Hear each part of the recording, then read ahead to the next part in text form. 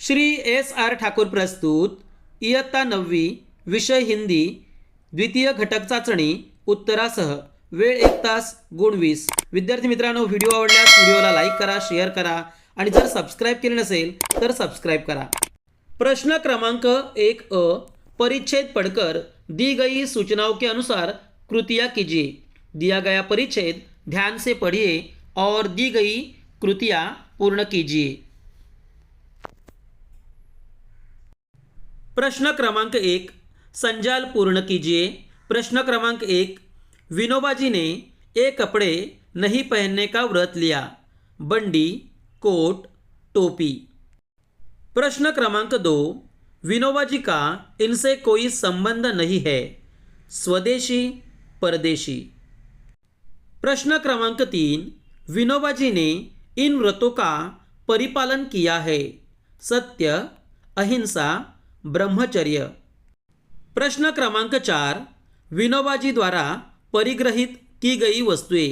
सत्य, लकड़ी की थाली। दिया गया परिच्छेद ध्यान से पढ़िए और दिए गए प्रश्नों के उत्तर परिच्छेद के आधार पर लिखिए। प्रश्न क्रमांक 2, प्रश्न क्रमांक 1 अर्थ लिखिए। प्रश्न क्रमांक 1, अपरिग्रह शब्द से तात्पर्य है कि संग्रह न करना। प्रश्न क्रमांक 2, आस्वाद व्रत शब्द से तात्पर्य है कि फीका भोजन करने का व्रत। प्रश्न क्रमांक 2, परिच्छेद पर आधारित एक ऐसा प्रश्न तैयार करिए जिसका उत्तर निम्नलिखित शब्द हो। प्रश्न 1, ईश्वर। सही उत्तर, क्या डैश डैश मुझसे कोई सेवा लेगा। प्रश्न क्रमांक 3, विलोम शब्द लिखिए। 1, स्वदेशी, विलोम शब्द है परदेशी। 2, परिग्रह, विलोम शब्द है अपरिग्रह। प्रश्न क्रमांक 4, स्वमत, अपना काम स्वयं करना चाहिए। इस विषय पर अपने विचार 25 से 30 शब्दों में लिखिए। छात्रों को खुद के विचार लिखने आवश्यक है। सही उत्तर दिया है, ध्यान से पढ़िए। हमें अपने जीवन में स्वावलंबी होना चाहिए। हमें अपना काम स्वयं करना चाहिए। किसी पर निर्भर रहना अच्छी बात नहीं है। इससे अपने जीवन में कठिनाइयाँ आ सकती है। अपना काम स्वयं करने से मन को राहत मिलती है। काम सही तरीके से होता है। दूसरों पर निर्भर रहना आलस का प्रतीक है। अपना काम स्वयं करने से हम आगे बढ़ते हैं। स्वावलंबन से हम अपना जीवन बदल सकते हैं। प्रश्न क्रमांक 2, पद्यांश पढ़कर सूचनाओं के अनुसार कृतियाँ कीजिए। दिया गया पद्यांश ध्यान से पढ़िए और दी गई कृतियाँ पूर्ण कीजिए। प्रश्न अ, आकृति पूर्ण कीजिए। सयानों के काम। 1, अपना आचरण सही रखना। 2, अपनी प्रतिष्ठा का ध्यान रखना, ईश्वर का स्मरण करना।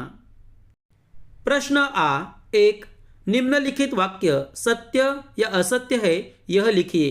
1, हमें बुरी बातें याद रखनी चाहिए। यह वाक्य असत्य है। 2, हमें आने वाले समय पर ध्यान देना चाहिए। यह वाक्य सत्य है। प्रश्न क्रमांक 2, प्रश्न क्रमांक 1, निम्न शब्दों के पर्यायवाची शब्द लिखिए। खता, परेशानी। 2, पानी, इज्जत। प्रश्न क्रमांक 2, निम्नलिखित शब्दों में उपसर्ग जोड़कर नए शब्द बनाइए। 1, मन, जोड़ा हुआ उपसर्ग है सु और इससे तैयार हुआ शब्द है सुमन। प्रश्न क्रमांक 2, घर, जोड़ा हुआ उपसर्ग है बे और इससे तैयार हुआ शब्द है बेघर।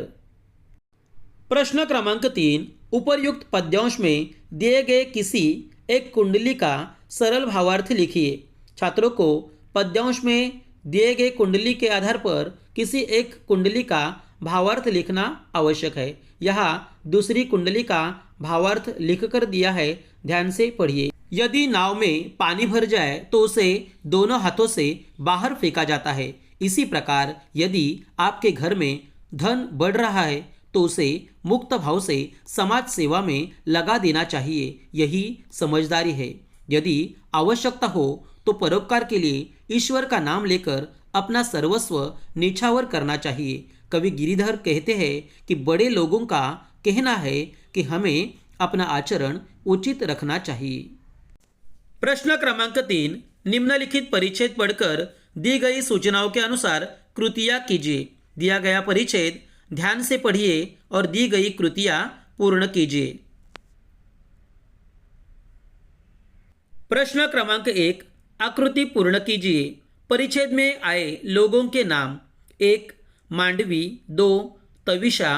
3, पीयूष और 4, कमला। प्रश्न क्रमांक 2, आकृति पूर्ण कीजिए। परिच्छेद में उल्लेखित जानवर। 1, खरगोश और 2, तोता। प्रश्न क्रमांक 2, स्वमत। सोनू की तरह यदि आपका पालतू जानवर बीमार हो जाता है तो आप क्या करते हैं? 25 से 30 शब्दों में अपने विचार लिखिए। छात्रों को अपने खुद के विचार लिखने आवश्यक है। सही उत्तर दिया है, ध्यान से पढ़िए। यदि मेरे घर का पालतू जानवर बीमार हो जाता है तो मैं डॉक्टर को बुलाकर उसका इलाज करूंगा। डॉक्टर की सलाह से दवाइयाँ खिलाऊंगा, उसकी सेवा करूंगा, हर वक्त उसका ख्याल रखूंगा। प्रश्न क्रमांक 4, निम्नलिखित वाक्यों के रचना के अनुसार भेद पहचान कर लिखिए। प्रश्न क्रमांक 1, मैंने एक दुबला पतला लड़का देखा। सही उत्तर है दुबला पतला विशेषण। प्रश्न क्रमांक 2, सूचना के अनुसार वाक्य परिवर्तन कीजिए। प्रश्न क्रमांक 1, डॉक्टर ने खून की जांच करवाई थी। प्रश्नार्थक वाक्य। सही उत्तर है क्या डॉक्टर ने खून की जांच करवाई थी? विद्यार्थी मित्रांनो, दिलेला हा पेपर केवळ सरावासाठी आहे। विद्यार्थी मित्रांनो, दिलेला हा पेपर सुंदर हस्ताक्षरात फुलस्केप पेपरवर लिहा। विद्यार्थी मित्रांनो, असेच नवनवीन व्हिडिओ पाहण्यासाठी व्हिडिओला लाईक करा, शेअर करा आणि जर सबस्क्राईब केले नसेल तर सबस्क्राईब करा। धन्यवाद।